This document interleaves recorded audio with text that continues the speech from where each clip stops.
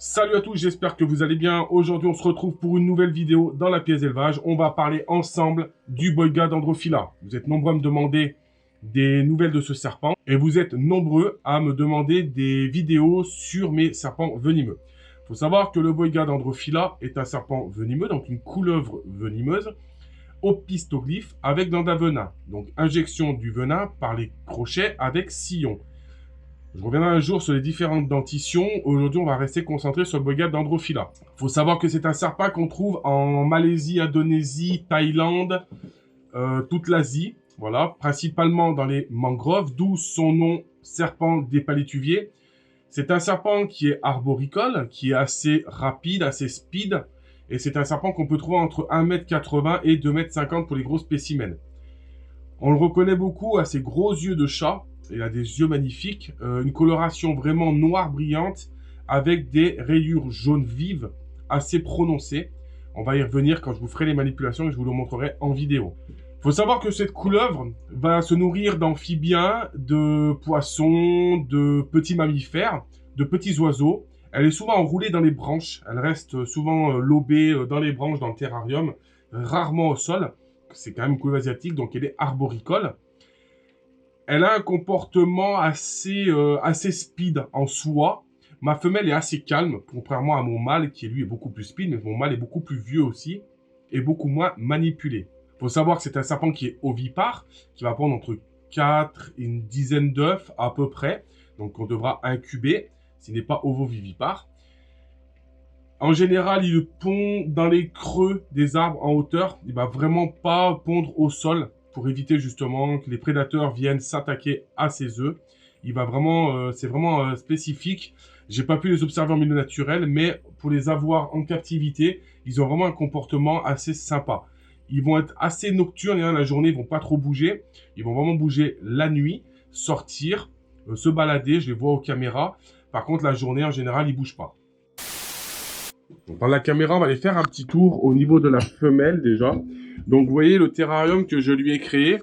Donc un terrarium pour le moment, puisqu'elle est petite, de 80 cm par 1 mètre, non, 80-90 par 60. Voilà. Donc ça fait, c'est bien assez grand. Vous voyez, c'est un serpent quand même qui reste assez calme, qui a besoin d'humidité. On pourrait presque au sol mettre carrément de l'eau entièrement dans comme un paludarium. Et y mettre des poissons. Voilà, je pense que ça peut être faisable. Bon, je vais pas le faire. Par contre, je pense que dans l'avenir, dans le terrarium, j'aimerais bien changer ce gros bac et mettre un grand bac en plastique. Ça lui fasse vraiment un gros appui d'eau et un gros appoint d'eau. Regardez dedans, on a une petite araignée. Je sais pas si vous la voyez là-bas. Toute petite araignée qui a fait son nid. Voilà, donc ça ne la dérange pas, la vaporisation. Donc c'est une couleuvre qui est assez calme quand on l'embête pas. En général, je la nourris, enfin je les nourris pour celle-ci, je la nourris d'une sauteuse par semaine. Et pour le mâle, je lui donne 2 grosses souris par semaine. De temps en temps, je saute une semaine. Mais voilà, principalement, on va dire ça mange ça. Je compte la reproduire l'année prochaine. J'attends encore un petit peu, elle est encore un peu jeune. Là, elle aura 2 ans cette année. Donc 3 ans, je pense que c'est pas mal. Et j'aimerais pouvoir, voilà, donc là, c'est réveillé. Vous voyez, elle a vu la caméra. Je m'approche un peu. Bon, ça dégage de la chaleur. Puis avec le fil, je la touche.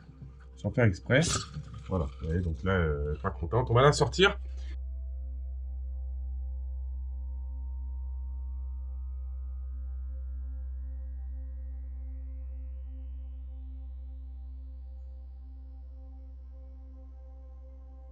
Donc, je ne sais pas ce que ça va donner au niveau de la caméra. Parce que tout simplement... je suis tout seul, donc il faut que je filme tout seul dans ma pièce d'élevage. Je cherche le bon crochet. Tac, attention. Alors je prends pas un crochet très long, parce que j'en prends 2 au cas où, mais je prends pas des crochets très longs. J'ai vraiment beaucoup de crochets. Je vous ferai une vidéo sur le matériel que j'utilise. Je dois en avoir une vingtaine à peu près de crochets de tailles différentes, de longueurs différentes, mais c'est vrai que ça me permet de pouvoir travailler correctement avec les animaux. Et selon les animaux que j'utilise. Hop. Alors, bien entendu, il faut pas se faire mordre. Il faut avoir un minimum de recul. Il faut préparer son environnement pour pouvoir se déplacer sans problème.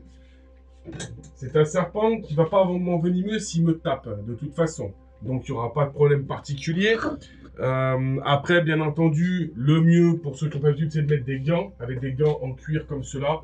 Il n'y a aucun problème sur ce type de serpent, vous craignez rien. Moi, je ne mets pas de gants parce que je connais mon serpent. Donc, je vais poser le crochet parce que j'aime pas avoir deux crochets. J'aime bien en avoir un à portée de main et un tout seul. Surtout, il faut savoir, c'est qu'un serpent avec un terrarium bien décoré. Donc, pour sortir cet animal, je ne m'embête pas. Je vais juste l'embêter. En fait, je lui tapote la queue. Voilà. Elle va sortir toute seule au bout d'un moment. Si je commence à vouloir tirer, elle va s'enrouler dans les branches et je ne pourrai pas la sortir. Hop. Voilà, vous verrez peut-être ou vous verrez pas. J'en sais rien, on verra au montage. Donc, je vais tout simplement y aller délicatement. Vous voyez, ça roule dans le terrarium. J'essaierai de zoomer. Donc, le but, c'est pas d'aller... voilà, je la laisse faire. Je la laisse faire, je la taquine. Et je viens lui donner un point d'appui. Si vraiment je vois, comme là, que ça galère, je vais tout simplement mettre un point d'appui à un niveau et la taquiner de l'autre côté. Donc, je vais la sortir. Donc là, elle n'est pas contente. Elle n'est pas contente tout simplement parce que je l'embête. Voilà, je l'embête. Elle est tranquillement dans son terrarium. Moi, de toute façon, je la sors régulièrement. Pourquoi? Parce que quand je dois faire mon terrarium, il faut que je la fasse sortir. Bon, je vais pas tirer sur le serpent, parce que si je tire sur le serpent, j'arrache tout mon décor. Je vais passer 20 minutes à tout refaire. Donc, c'est pas le but. Et ça va stresser l'animal. Vaut mieux y aller doucement. Faut pas se stresser. Faut pas se speeder. Moi, le but, c'est de l'amener, en fait, à sortir du terrarium. Voilà. Le but, c'est de l'amener à sortir du terrarium seul. Pour éviter, justement, voilà. Voilà, vous voyez. Tout doucement, j'y vais tranquillement. Je ne cherche pas à faire des mouvements brusques. Et je viens la récupérer. Donc comme vous pouvez voir, là, elle est sur 2 crochets. Donc elle est bien. Je reste toujours en mouvement pour éviter qu'elle remonte. Mais par contre, si je lâche ce crochet, vous voyez, sa queue l'attrape. Il n'y a aucun problème. Par contre, là, je risque de me faire taper. Donc je vais toujours doucement, quand je manipule ce serpent. En général, je pose un crochet parce que j'aime pas en avoir 2. Et je viens l'amener au sol.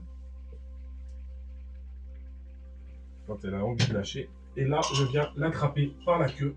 Et je l'attrape comme ça, tout simplement. Là, elle force parce qu'elle veut partir. Donc, vous voyez, là, je peux vraiment vous la montrer. Donc, une fois que je l'ai en main, il n'y a pas de problème. Quand je vois qu'elle redescend au niveau du crochet, je reviens et je ramène. Je laisse une pression. Je n'ai pas de risque de morsure. Surtout que moi, je ne bouge pas mes mains. Donc là, elle n'est pas contente. Mais généralement, il n'y a pas de souci particulier. Donc c'est un serpent pour la femelle qui doit faire plus ou moins, je dirais, 1,50 m. Je vais vous descendre la caméra. Donner un autre angle de vue. Donc un petit 1,50 m, je pense. Ouais, c'est ça. Donc, elle est assez sympa. Elle est assez sympa. Je l'ai beaucoup manipulée à la main quand elle était petite. Donc c'est pour ça qu'elle est cool. Le mâle est un peu moins cool. Et voilà, comme vous pouvez voir, voilà. Il y en a, ils s'amusent à les prendre à la main. Moi, ça ne m'intéresse pas. Ça m'intéresse pas. Je préfère garder un minimum de sécurité avec mon crochet. Si vraiment je vois qu'elle veut remonter ou qu'elle n'est pas à l'aise, je viens la prendre délicatement sur mes 2 crochets. En général, il n'y a pas spécialement d'amusement à avoir. Hein. C'est vraiment pour pouvoir l'observer, voir si elle n'a pas de soucis. Ouais, elle est quand même super curieuse. Ah, elle détecte de la chaleur de partout. Quand je fais la branche au vent comme ça, c'est pour éviter qu'elle remonte. C'est volontaire.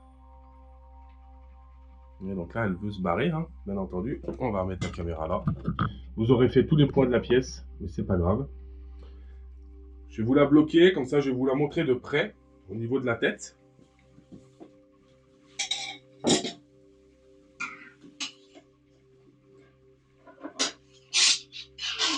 On va attraper le crochet.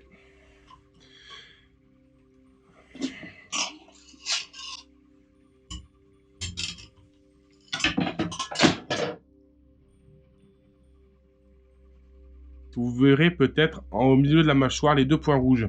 Passer, je ne sais pas si vous voyez dans la gueule les 2 points rouges de chaque côté, droite et gauche. Là, je la maintiens, comme ça vous pouvez voir. Donc, là, vous devez voir les 2 points rouges. c'est les deux crochets. C'est les deux petits crochets. J'espère que vous verrez bien. J'essaie vraiment de vous faire un joli zoom sur la tête. Là, elle ouvre la gueule, hein, je la serre pas. Hein. C'est juste qu'elle n'est pas contente. J'espère que vous avez une belle vision. Là, je peux le faire tout seul. Parce que je suis sur un serpent qui est au pistoglyphe, que je peux me permettre de m'amuser à la tenir sans crainte. Ce serait sur un serpent solénoglyphe, donc le crotal par exemple. Je ne m'amuserai pas déjà à le tenir comme ça. Je le tiendrai vraiment plus comme ça. Et en plus de ça, il faut savoir, c'est que là, il faut être concentré à 100%. Parce qu'il suffit que le crochet de devant bascule pour que vous vous fassiez mordre le doigt. Donc ça, c'est pas les choses que je ferai en vidéo de toute façon. Là, il y a quand même un risque d'envenimation. Parce que vous voyez, elle essaie de tourner sa mâchoire pour essayer de me mordre. Là, elle ouvre la gueule, elle n'est pas contente. Je vais la relâcher. Je ne vais pas l'embêter trop longtemps. Voilà, c'est pas le but. Donc, c'est pas le but de l'embêter, hein, comme vous pouvez voir. Moi, le but, c'est de pouvoir vous la montrer en vidéo correctement. Donc, femelle Boiga d'Androphila. Donc, je vais la remettre dans son terrarium.